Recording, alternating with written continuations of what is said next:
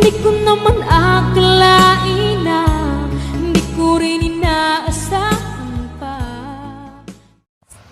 Narito tayo ngayon upang matunghayan ang napakainit, nagbabaga at talaga namang pinaka-inaabangan na latest issue ni Ate Erica. Sa pagpapatuloy ng ating istorya ay may binasa si Kalingap Val na comment ng isang kalingap sa kanyang channel. Nireplyan nito ang sinabi ni Lolo Miguel sa vlog na meron daw mga bisyo si Ate Erica. Sinabi ng netizen na ito na hindi ba daw kasalanan ni Lolo Miguel na nagkaroon ng bisyo si Ate Erica. Ito ay dahil ng mga panahon na yon ay nasa poder pa ni Lolo Miguel si Ate Erica. So ibig sabihin daw ay responsable pa rin daw si Lolo Miguel sa mga nangyari kay Ate Erica at kung bakit ito nagkaroon ng bisyo. So ako po bilang isang kabahagi ng ating programa at part ng Kalingap. So ito po mga Kalingap, no? Huwag kayong magsawa. Huwag kayong magsawa. Libre na nga ito. Wala itong monetization. Naka-off kaya. Naka-off po yan, no? Pero mayroong ads mga Kalingap. Nalabas ng ads. Kuya Bal, bakit may ads yung live mo? At yung mga video mo kay Tatay Miguel, yan po ay uso ngayon. Yan ang uso ngayon. Bakit po? Yung mga vlogger na wala pang 1,000 subscriber, may mga ads na agad eh. Yan ang ginawa ni YouTube. Para kumita rin po siya. Ha? Ako po, okay lang sa akin na walang kita. May palipad naman eh. May palipad naman. Ito mga Kalingap po, mga kaibigan, mayroong na-i-post dito si Miss Tunyakaw. Di ko na sabing iini. Sabi ni Bupil, Genie raw. Ito mga Kalingap, mga kaibigan, no?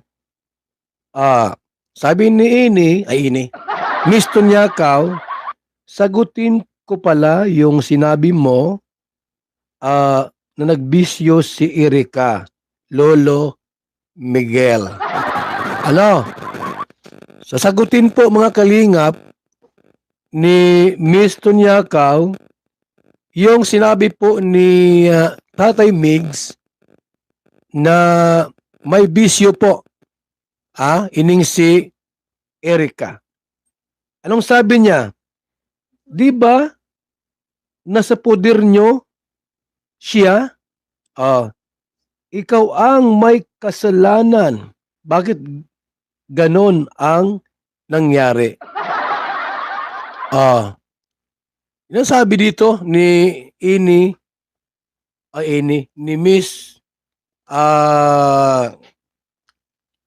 Tunyakaw, mga Kalingap. Sabi pa nga sa comment ay si Lolo Miguel daw ang pinaka-responsible sa mga nangyayari sa buhay ni Ate Erica. Ito daw ay dahil si Lolo Miguel ang nagpalaki kay Ate Erica. Kaya kung natututo daw ito na magsugal o ng mga bisyo ay si Lolo Miguel pa rin daw ang punot dulo nito. Dahil si Lolo Miguel daw ang head of the family o ang padre di pamilya. Kaya siya pa rin daw ang malalagot at siya pa rin ang may kasalanan kung bakit natuto ng mga ganitong gawain si Ate Erica. Dapat daw ay sinaway niya si Ate Erica nung nalaman niya na may mga ganitong nangyayari. Ni Miss Tunyakaw, mga Kalingap.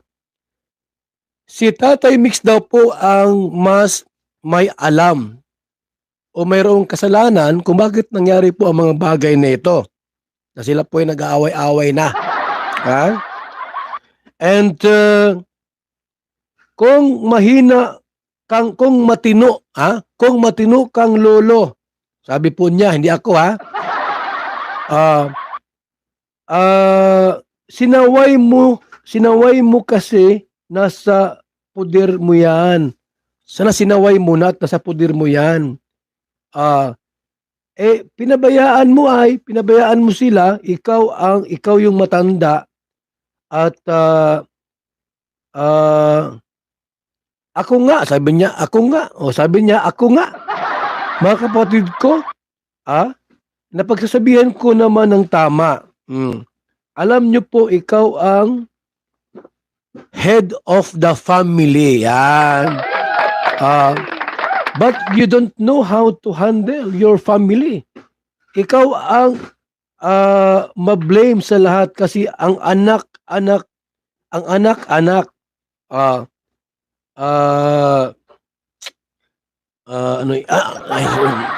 anong sabi mo?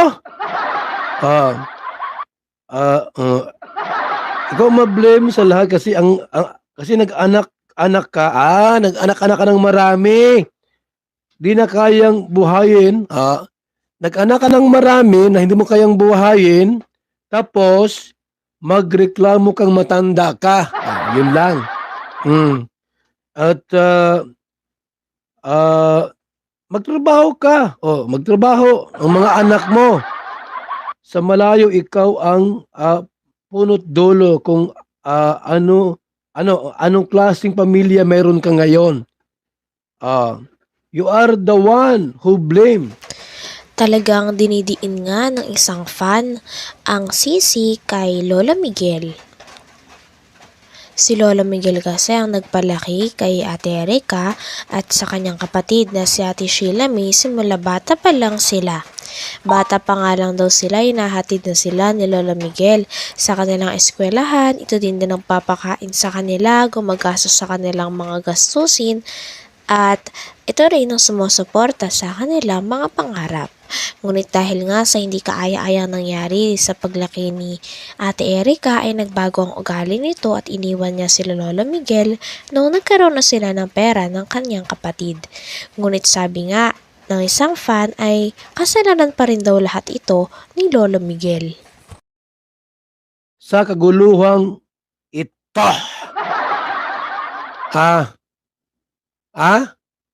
Sinisisi po mga kalingap ni Miss Tunyakaw ining si Tatay Migs. Sinisisi po niya. At kailangan mo ungkatin ang nakaraan nyo. Ikaw din ang mapasama. Ikaw rin ang mapasama. Kasi ikaw ang head of the family. Ngayon, sisingilin mo ang bata sa pagpapalaki sa kanya? Kasalanan ba nila? Hindi! Kasalanan mo yan.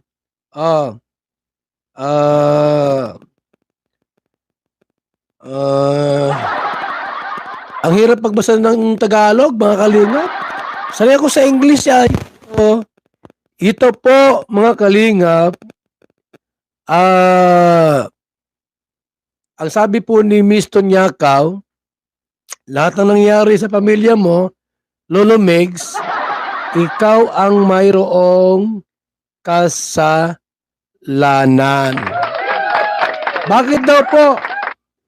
Isa po ang head of the family, mga kalingap. Ikaw ang lolo, ang nakakatanda. Ano man mangyari sa pamilya mo, huwag mong i-blame sa iba. Sisihin mo ang sarili mo. May tama po, may tama ano? May tama si Miss Tunyakaw. Sisihin mo ang sarili mo, huwag si Erica at si May. May tama ba? May tama din po ano?